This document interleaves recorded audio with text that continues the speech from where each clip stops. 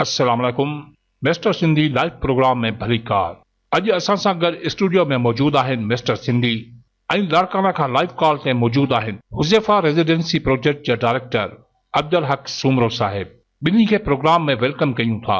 सभ खां पहिरीं मिस्टर सिंधी खां इहो सवाल पुछूं था त सिंध में बेरोज़गारी वधण जा सबब कहिड़ा आहिनि ऐं ख़ासि तौर ते नौजवान तबिको तालीम याफ़्ता हुजण बावजूद बि बेरोज़गार आहे। आख़िर इन जी वजह छा आहे? महिरबानी। ॾिसो, पहिरीं ॻाल्हि त बेरोज़गारी सिर्फ़ सिंध जो न बल्कि पूरी दुनिया जो मसइलो रहियो आहे।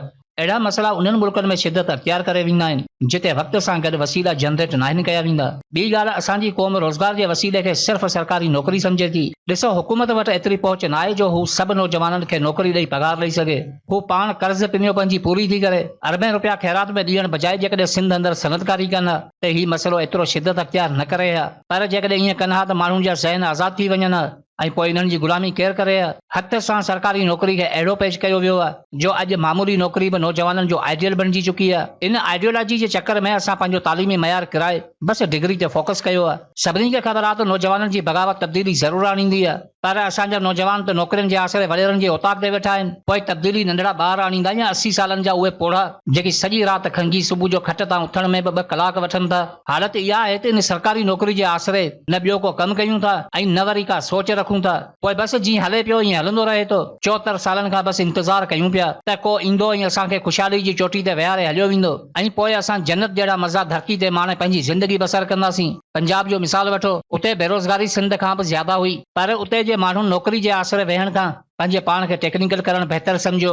नतीजो तव्हांजे साम्हूं आहे। अॼु पंजाब में हर माण्हू कंहिं न कंहिं रोज़गार में लॻो पियो आहे। छा उते सभु माण्हू सरकारी नौकरियुनि में लॻल आहिनि? असां वटि आहे वॾेराशाही। बसि उहे कम कया वेंदा जंहिंसां माण्हू फिरी सिरी वरी बि इन्हनि जा मोहताज थी वञनि। अहिड़ा वसीला हे पैदा ई कोन कंदा जंहिंसां माण्हू ख़ुदि मुख्तियार बणिजी वञनि ऐं पंहिंजी मर्ज़ी सां वोट ॾियनि। जेकॾहिं क़ौम खे इन्हनि जी ग़ुलामी ऐं इन बेरोज़गारी मां जान छॾाइणी आहे त पंहिंजी सोच खे वसी करे पाण महिनत करणी पवंदी। इन्हनि जी ॾिनल सोच जे दायरे मां ॿाहिरि निकिरणो पवंदो, मुख़्तलिफ़ शोबनि में रोज़गार तलाश करणा पवंदा ऐं पाण खे टेक्निकल थियणो पवंदो। अच्छा अब्दुल हक सूमरो साहिब, तव्हां थोरो पंहिंजे प्रोजेक्ट जे बारे में ॿुधायो। जी, thank you very much my dear mister Sindhi. जीअं त जेको ही जेको इंफॉर्मेटिव जेको प्रोग्राम आहे उहो सिंध जे नौजवाननि खे एंटरप्रेन्योरशिप जो प्रोजेक्ट आहे रियल एस्टेट बिज़नेस। उन हवाले सां अॼु असां उन्हनि खे इंफॉर्म कंदासीं त उहे ग्रुप्स जी सूरत में दोस्त पाण में सभु गॾिजी करे स्मॉल इन्वेस्टमेंट जे तहत इहो बिज़नेस करे सघनि था। मां सम्झां थो त हिन वक़्तु ऐं हिन दौर में अगरि जे तव्हां हिकिड़ी स्मॉल स्टार्टअप वठो था ऐं उन में हिकिड़ो सुठो मार्जिन तव्हांखे प्रॉफिट जो मिले थो त उहो तमामु बहितर रहंदो। जी, थैंक यू। अच्छा सिंध जो नौजवान हिन प्रोजेक्ट मां फ़ाइदो वठी सघे थो? जी हाँ, बिल्कुलु। मां सम्झां थो त ज़रूरु सिंध जो जेको नौजवान आहे हिन प्रोजेक्ट मां तमामु घणो फ़ाइदो वठी सघे थो। ही हिकु तमामु बहितरीनु प्रोजेक्ट जेको लाड़काने में स्टार्ट कयो वियो आहे उहो ख़ासि तौर ते नौजवाननि खे मोटिवेट करण जे लाइ त उहे पंहिंजा स्मॉल स्टार्टअप्स करे सघनि। ऐं हिन में इन्वेस्टमेंट बि का एतिरी घणी कोन्हे का। उहे स्मॉल इन्वेस्टमेंट सां इन प्रोजेक्ट में जेकर इन्वेस्टमेंट कंदा त उहे 6 महीननि ऐं 12 महीननि जे हिसाब सां उहो पंहिंजो जेको इन्वेस्ट कंदा। There are basically 2 types of investment. हिकु त जिन वटि स्मॉल इन्वेस्टमेंट आहे उहे असां सां कॉन्टेक्ट करे सघनि था। उहे पंहिंजो शेयर बेस्ड इन्वेस्टमेंट असां सां करे सघनि था। नंबर 2 आहे पंहिंजो 6 मंथ्स एंड 12 मंथ। बिल्कुलु मां सम्झां थो हिन प्रोजेक्ट मां नौजवाननि खे तमामु घणो फ़ाइदो थींदो। अच्छा अब्दुल हक साहिब, तव्हां इन्वेस्टमेंट जे बारे में थोरो तफ़सील ॿुधाइजो। जी, इन्वेस्टमेंट जे बारे में मां ॿुधाईंदो हलां त अगरि जे नौजवान पाण में गॾिजी करे या इंडिविजुअल पंहिंजे जेकर स्टार्टअप वठनि था त उहे 3 लखनि खां वठी करे 10 लखनि ताईं इन्वेस्टमेंट करे सघनि था। उन्हनि जो असां हिकिड़ो चार्ट फ्लो ॾेई छॾियो आहे ऐं उहो चार्ट फ्लो बि मां तव्हां सां शेयर कयां थो, उहो ज़रूरु ॾिसो। अगरि जे उहे 5 लख इन्वेस्टमेंट कनि था, 10 लख इन्वेस्टमेंट कनि था, 15 लख रुपया इन्वेस्टमेंट कनि था या उन्हनि खां घटि इन्वेस्टमेंट उन्हनि वटि आहे त उहो ज़रूरु करे सघनि था। ऐं उहो पंहिंजे मर्ज़ी सां उनखे ड्रॉ बैक पे वठी सघनि था। ऐं ख़ासि तौर ते जेॾी महिल उहे विड्रॉ करणु चाहिनि त असां वटि 2 मंथ्स जो हिकिड़ो कॉन्ट्रैक्ट बेस्ड आहे। उन 2 मंथ्स जे बिटवीन उहे असांखे इंफॉर्म कंदा ऐं उन्हनि खे बाक़ी उन्हनि खे मंथली जेको प्रॉफिट आहे उहो फ्रॉम 2% to 5% जे हिसाब सां ज़रूरु ॾिनो वेंदो। जीअं उहे पंहिंजी हिकिड़ी स्मॉल स्टार्टअप मां स्मॉल इन्वेस्टमेंट मां कुझु फ़ाइदो वठी सघनि। ऐं हिन सां गॾोगॾु ख़ासि तौर ते लाड़काणे जे नौजवाननि खे मां मोटिवेट कंदुमि त उहे ज़रूरु इन प्रोजेक्ट मां फ़ाइदो वठनि ऐं at any time they can contact me, उहे मूंसां कॉन्टेक्ट करे सघनि था। अब्दुल हक सुमरो फ्रॉम लाड़काना, मुंहिंजो कॉन्टेक्ट नंबर हेठि ॾिनल आहे। मां हिकु दफ़ो वरी ॿीहर तव्हांखे पंहिंजो कॉन्टेक्ट नंबर ॿुधायां थो, 0300341758, A हक Soomro from Larkana. Thank you very much. अच्छा सिंधी, तव्हां इहो ॿुधायो त छा माण्हुनि खे रियल एस्टेट प्रोजेक्ट में इन्वेस्ट करणु घुर्जे ऐं आख़िर में क़ौम लाइ बि को मैसेज ज़रूरु ॾींदा?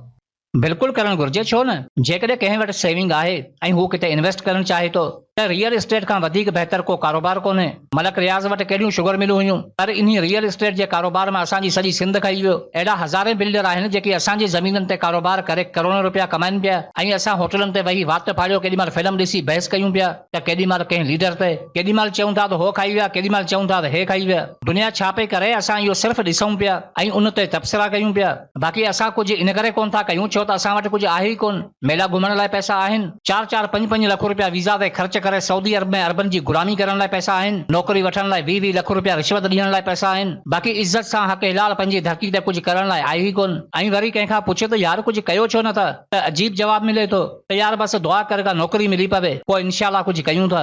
हाणे इन्हनि खे केरु सम्झाए त नौकरी मिलण खां पोइ कुझु करण जी ज़रूरत कहिड़ी आहे, ऐं जेकॾहिं नौकरी न मिली त पोइ छा सॼी ज़िंदगी ईअं ई वेठा हूंदा? ज़िंदगी जे मुख़्तलिफ़ शोबनि में पंहिंजूं सलाहियतूं आज़मायो। इहो ज़रूरी न आहे त हर माण्हू रियल एस्टेट जो कारोबार करे, हर कंहिं वटि एतिरी पहुच नाहे हूंदी। पर जेकॾहिं नंढे पैमाने ते किथे इन्वेस्ट करणु चाहियो था त बजाए नेट ते जाली स्कीमनि में पंहिंजो पैसो ज़ाया करण जे अहिड़ी जॻह ते इन्वेस्ट कयो जिते तव्हांजो पैसो बि महफ़ूज़ रहे ऐं फ़ाइदो बि थिए। रियल एस्टेट जो कारोबार दुनिया जे मुनाफ़े बख़्श कारोबारनि में शुमार थिए थो। इन में शेयर होल्डर थी करे बि सुठो मुनाफ़ो कमाए सघिजे थो। यादि रखो त अॼु जेको कुझु तव्हां कयो था, तव्हांजो ईंदड़ नसल बि उन जी पोइवारी कंदो। छा तव्हां पंहिंजे ईंदड़ नसल खे इहे वॾेरनि जो ओताकूं ऐं कमदारनि जूं दादागिरियूं ॾेई वेंदा? उन्हनि लाइ इहो सबक़ छॾे वेंदा त डिग्री खणी इन्हनि वॾेरनि जी गुलामी कयो जीअं नौकरी जो आसिरो पको मिली सघे, या पंहिंजे नसल लाइ वसी दुनिया जी वसी सोच, अज़ीम किरदार ऐं बेमिसाल महारत जो दर्स छॾे वेंदा। ज़हन में रहे त इंसान ॿिनि शयुनि जे करे गुलामी क़बूल करे थो, हिकु मजबूरी, ॿियो ख़ौफ़। मजबूरी जो तालुक़ तव्हांजे मुआशी हालतुनि सां आहे ऐं ख़ौफ़ जो तालुक़ तव्हांजी ज़िंदगी सां आहे। इहो डिपेंड करे थो उन माहौल ते जंहिंमें ज़िंदगी पंहिंजो सफ़र करे थी। असां गुलामी में ख़ुशि इन करे आहियूं छो त इहे ॿई शयूं हिते वाफ़र मिक़दार में मिलनि थियूं। ज़िंदगी गुज़ारण लाइ रोज़गार खपे, घर हलाइण लाइ रोज़गार खपे, बचनि खे खाराइण लाइ रोज़गार खपे, औलाद जी सुठी परवरिश ऐं सुठी तालीम लाइ रोज़गार खपे। ऐं रोज़गार किथे आहे? जिते क़ाबिलियत जहालत जी मोहताज हुजे, उते जहालत अक़ल जी दावेदार बणिजी वेंदी आहे। कहिड़ी आज़ादी जी ॻाल्हि कयो था? तव्हांखे गुलाम रखण लाइ नौकरियुनि में बि वॾेरनि जी कोटा रखी वेंदी आहे। या त पंहिंजनि सलाहियतुनि खे उभारे इन अज़ाब मां ॿाहिरि निकिरो, या वरी इन्हनि आसिरनि में सॼी उमिरि इन अज़ाब में मरो। भले इंसान समाजी जीव हुजे, पर ज़िंदगी जो सफ़र अकेलो ई करणो पवे थो। तव्हां कामयाब आहियो त दुनिया तव्हांजी आहे, पर यादि रखो नाकामी जी सूरत में इहा साॻी दुनिया तव्हांजी दुश्मन आहे। हिते सियासत जो कमाल इहो आहे त तव्हांखे सोचण ई नथी ॾे, पंहिंजी ज़िंदगी पंहिंजे माहौल खे परखण ई नथी ॾे। एतिरे क़दुरु जो तव्हांखे तव्हांजी हालत जो अंदाज़ो ई न रहियो आहे। तव्हांजो ज़मीनूं नीलाम थी वयूं, तव्हांजा वसीला पट थी विया। हैरत आहे त उन क़ौम जा लीडर करोड़नि रुपयनि जी गाॾियुनि में घुमनि था, जंहिं क़ौम जा फ़र्द राति जो बुखे पेट सुम्हनि था। कुझु सोचियो, सियासत तव्हां लाइ कोन थी थिए, बल्कि तव्हांजी ज़िंदगी, तव्हांजी गैरत ऐं तव्हांजी क़ौम ते थिए थी। तव्हांखे लुटींदड़ असां जहिड़ा आम माण्हू न आहिनि, बल्कि उहे आका आहिनि जिन्हनि खे हथनि सां हार पाराए असेंबलियुनि में पाण वेहारियो आहे। असांखे कमेंट में गारियूं ॾियण खां बहितर आहे उन्हनि खां सवाल कयो जेकी तव्हांजे हालतुनि जा ज़िम्मेवार आहिनि। अञा बि वक़्तु आहे, पंहिंजे पाण खे सुञाणो, हालतुनि जो मुक़ाबिलो कयो, पंहिंजी महिनत पाण पंहिंजे लाइ ऐं पंहिंजी औलाद लाइ वसीला पैदा कयो। ईअं नाहे त तव्हां इन्हनि खे मारे सभु वञी हुकूमत कयो, पर पंहिंजी ज़िंदगी खे अहिड़ी रीति ठाहियो जो इन्हनि जी गुलामी खां भागी थी वञो ऐं ज़हननि खे आज़ादु करे छॾियो।